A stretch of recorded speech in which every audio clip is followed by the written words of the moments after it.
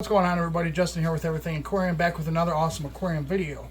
Today's video, as you can see here, kind of, if the camera's set up right, I have a display tank. It's a 20-gallon long. It's pretty dirty. Tried to clean it up as much as I could, but it doesn't work out. Anyways, what we're going to do today is I'm going to teach you guys about sponge filters, how to use them, some tips and tricks that I like to use while setting them up and using them over time, some pros, some cons, all that good stuff. I'm going to break down most everything that I can with the filters. And yeah, show you some demonstrations as well, show you how to set them up, things like that. So I hope you guys enjoy the video. Let's hop into it.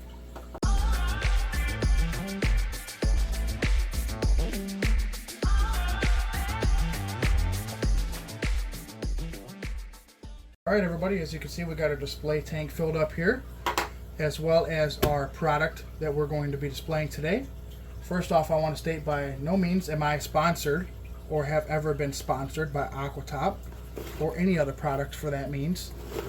But anyways, here we have the Aquatop Classic Aqua Flow Sponge Filter, rated for up to 60 gallons. It's got a 1-year warranty, which is pretty good. It was about $13 at my local fish store. But I don't want to focus too much on the specific sponge filter because they're mostly all the same.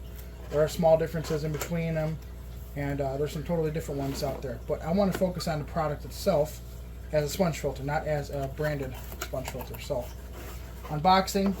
This one specifically will come assembled for the most part with the sponge filter stand and mount and all that itself, or base, and a uplift tube here, which is going to attach to the top. First thing I want to do is break this down for you guys real fast, just to show you the basic parts of it. This will come apart in many different pieces. First, we're going to remove the base. This is a weighted base, which most sponge filters will have. And what that's going to do is keep it so it doesn't float, and so it'll sink and stay mostly in one spot in the bottom of your tank. Secondly, we'll pull out the internals. And what this is just a series of different pieces that are inside of the sponge filter. This one actually comes off itself too. So basically, the size of your sponge filter depends on how many baskets, or depending on the size of your sponge filter, depends on how many baskets you have inside. Is that how I want to say that? No. What I want to say is, depending on the size of your sponge filter, you may have 1 or 2 baskets inside, or 3, I guess. You have a top plate, a base, a bottom plate, and your 2 baskets, as I call them. Your bottom plate's obviously going to go right onto the bottom of your base, or the top of your base, and then you'll have your 2 plates, or excuse me, your 2 baskets. I'm all over the place here, which actually have tubes on this one that go all the way through down to this, and they'll bubble up from here. There's a little diffuser inside of here that's going to make those smaller bubbles that you want to see. And then you'll have your top plate. The sponge itself is just literally a sponge with some material taken out for more surface area. And you slide that on, you'll put that on. Excuse me. And then your last piece of the puzzle is your uplift tube, which will just slide in place there. And what that's going to do is make it so the bubble travels in the tightest area as long as possible to give you that maximum bubble velocity, as I call it. The faster that bubble travels, the faster the water behind it is going to be sucked up, and the more water this is going to pull in, meaning you're going to have more filtration, more mechanical filtration, more biological filtration, which is good for that beneficial bacteria that'll be on there, which we'll talk about in just a second.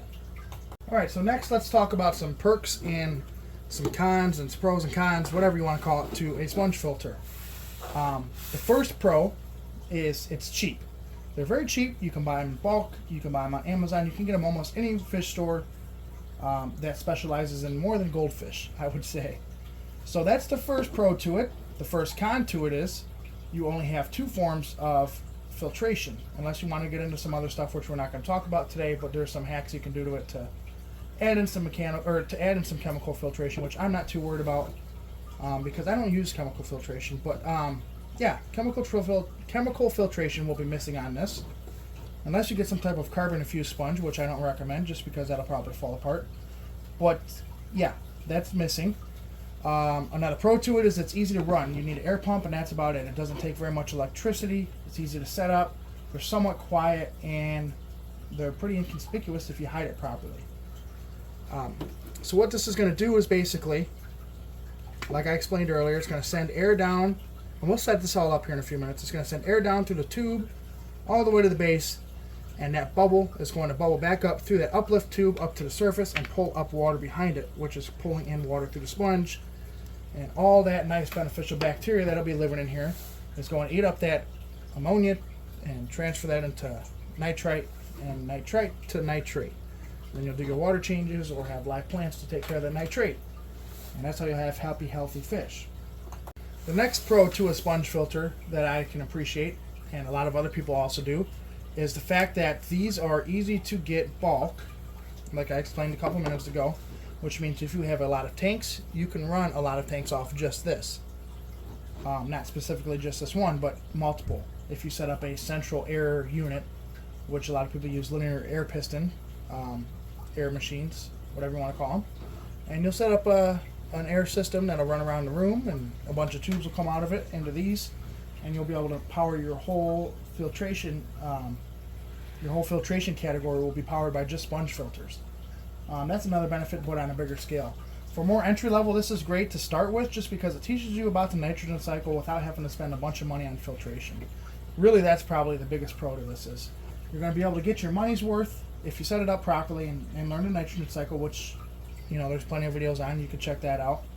But basically, you want to add that live bacteria so they can remove that nitrogen from the tank. They'll remove that ammonia, transfer that into nitrite, from nitrite into nitrate, and you'll do water changes to remove that nitrate.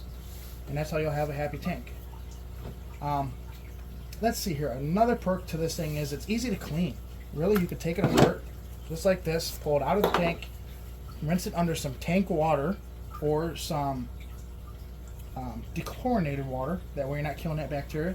And you'll just squeeze it out in the water, just like that, till it runs almost clear. You'll put it back on the base there, and then you'll take this guy, shove it right back in, and there you go. Pops into place. You'll put your uplift tube on, airline, and then you're good to go. That's pretty simple there. A couple more things that are good with this is it's going to be nice for a planted tank because it's not going to disturb the plants too much, especially for fish that are going to want to have that slow flowing water that don't like to be thrown around, like a beta even. This will be appreciated by them for sure because it won't toss around much. It doesn't stir up the water. But that can also be a con because if you're not agitating your water properly, you may not get that aquarium turnover that you want. You'll have fruit ending up in corners and detritus building up. Really, that's the benefit to power heads and other filters is it turns up the water and creates more flow in that aquarium. You want to get that agitation to remove that detritus build up and get that food out of that area, so everything makes it to the filter intake. Anyways, besides that, this is pretty well rounded for any situation, depending on, of course, everybody has their own specific situation. But this is good for mostly anything. I wouldn't recommend it for heavily stocked tanks, just because this isn't going to be your 100% best option for mechanical filtration. Although it does have that, it pulls in water and comes out the top, so it will filter mechanically. Just it's not number one for sure. Biologically, it is very good though. You have a lot of surface area, you got a lot of porous material on here because it's a sponge, obviously, and yeah, definitely very good for biological. Not as good for mechanical. Not good at all for chemical.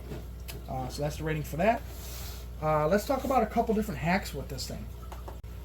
The first hack that a lot of guys do, including myself, is we will remove the sponge here and we'll take the basket all the way off, and what we'll do is remove the top plate as well. We'll run our main airline tubing onto here, and then we'll run cut a piece of airline tubing running into here. And if you have a regular sponge filter, you probably won't have all these internals, but all this would have to be cut out.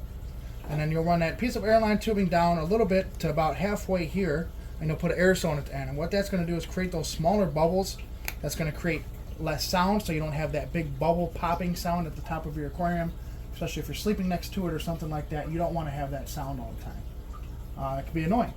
So yeah, you'll want to do that if you have issues like I just suggested.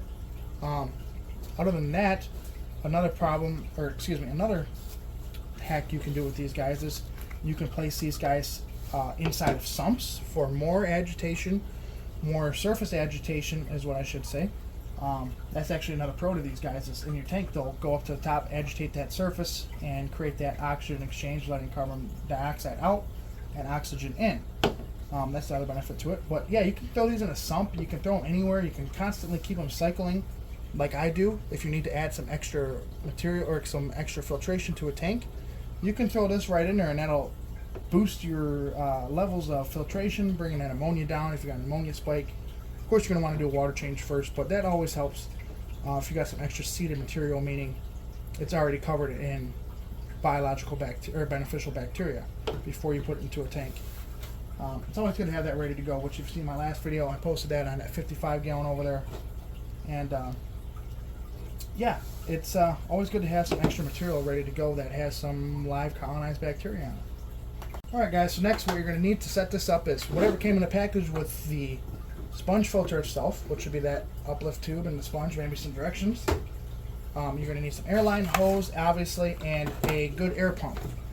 This isn't the best one on the market, but it's one I have laying around that I could use for this demonstration. Here you're not going to want to pay attention to this too much. This is just a manifold, or a header as I call it, that basically connects these two outputs into one. That way I can get ultimate maximum flow from one sponge filter if I'm only having one connection. So yeah, this is just a Tetra. It's the Tetra Air Pump 6200. This is the UL listed one. Pretty cheap on Amazon. You can check these out. These are actually somewhat decent for a starter, especially a beginner aquarist. And these will last a good amount of time as long as you take care of them properly. It is a diaphragm air pump, which there's more on that in other videos, but some people don't like it as much. Obviously, you're going to need your airline hose as well. So what we'll do is set this up real fast, and I'll walk you guys through that. So give me a second to get a couple things organized, and I'll show you. Alright, so the first thing we're going to do is get our airline hosing out. This is a brand new package, so I do have to unwrap a couple things. This is some silicone airline hosing, airline tubing as I should say, from my local pet store. This is the good stuff. It's not my favorite color, obviously, but it works, whatever. But what this stuff is good for is it's not going to get hard like that vinyl tubing will. The vinyl tubing will get hard and stiff over time and cause it to basically just break, be very brittle, things such as that. So what we'll do is we'll cut off a decent amount here so we have room to play with. And I like to use a razor just because it cuts really good. We'll just go right through there, just like so. Set that aside. One thing you're going to want to remember when you're hooking this up, so you don't make a mistake, is make sure you run your tube through your uplift tube first. That way you can stick your fingers down in here to push it on. You'll take that hose you just cut, put it right onto the barb there on top of the airline tube, or on top of the sponge filter, excuse me. And you're going to want to seat that as far down as possible. Push it down as far as you can. That way it's touching it. That way you have no chance of slipping off. Another thing that I want to mention that I don't have on display today, unfortunately, is a check valve. What a check valve is going to do is it only lets air go through and it will not let water go back. Because if you have this down toward the ground, power goes out for some reason, your water is going to start to flow up that tube and it will siphon onto your floor, which you do not want that to happen. Excuse me. So yeah, you're going to want to have that check valve. They're pretty cheap. You can find them for like 50 cents at your local pet store most of the time. And that check valve will be, like I said, in line with that tube. Just an insurance policy, basically. We'll then connect it over here to my air pump, which this is just a T on here, like I explained earlier. It's so both of my outputs are going right to this one. We'll then submerge it into the water. We're going to let it suck up a little bit of water before we get it fully in there. That way it's not going to want to float. See how it floats now?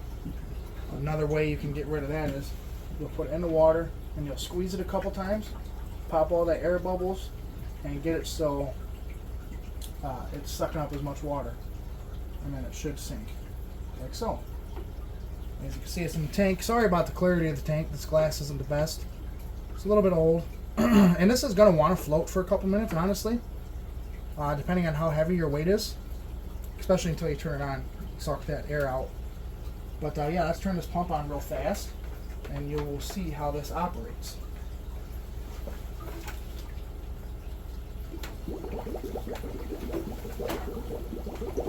And there you can see that glugging. That's that loud sound at the surface where the bubbles are popping that a lot of people don't like to hear, especially if this is a sponge filter inside of your bedroom, you know, where you're sleeping and whatnot.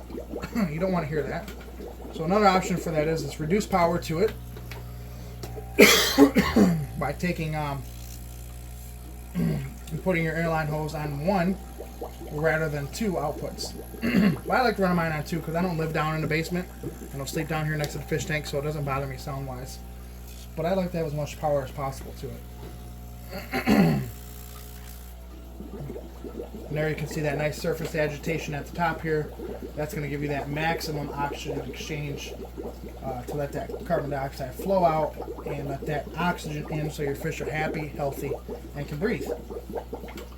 So pretty self-explanatory there. Pull it out, let it drain.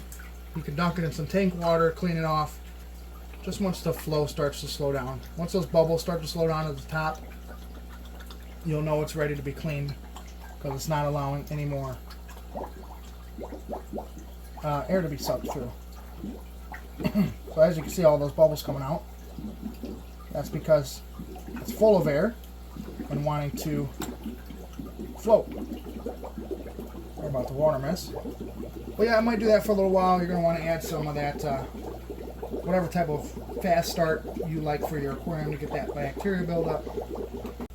Real fast, I also wanted to talk to you guys about placement of a sponge filter. Really, it's up to you 100% on where you decide to place it. I like to preferably put it in the middle because that's where you're going to get your most generalized area of filtration, I guess you could call it, whatever. That's where you're going to get your most filtration, is right in the center of your tank. If it's in the corner, wedged up, you're going to be missing some of this sponge here in the back to be able to pull in some crap. So right in the middle will be ideal. Obviously, it's not the most aesthetically pleasing. Most aesthetically pleasing would be somewhere like in the back corner. It all depends on your scape. And a bare bottom tank, like I have on some of my tanks, just goes right in the middle like that and hangs out and does its thing. I don't really care how it looks. These aren't display tanks by any means. Some of them are, like the 75 back here, of course. And that's why I don't have any sponge filters in there. But it's really up to you at the end of the day where you decide to put it. I like mine right in the center, though. That's going to give me my maximum filtration, of course. So yeah, guys, that's about it with this sponge filter. Oh, one last thing I want to add, too, is there's lots of accessories to connect airline tubing and make certain paths and whatnot. You have T's, you have just a straight pass-through, which you can connect two pieces of short tube together. You got little valves, needle valves that you can put in line here to control the airflow. You can turn it down to make the bubble smaller, or you can open it all the way up to let as much airflow through as possible. I definitely recommend having one of those as well. But your check valve itself is also going to slow down airflow as well, just a tiny bit in my experience. So you can talk about that, controversial as you want, but I believe a check valve definitely slows down the airflow. But yeah, that's about it for now, guys. I hope you enjoyed this video. Thanks for watching. If you did enjoy the video, hit that like button, subscribe, leave a comment, do something. We're on the road to 1,000 subscribers. I'm really eager to hit it. So yeah, guys, thanks for watching. That's it for now. We'll see you later.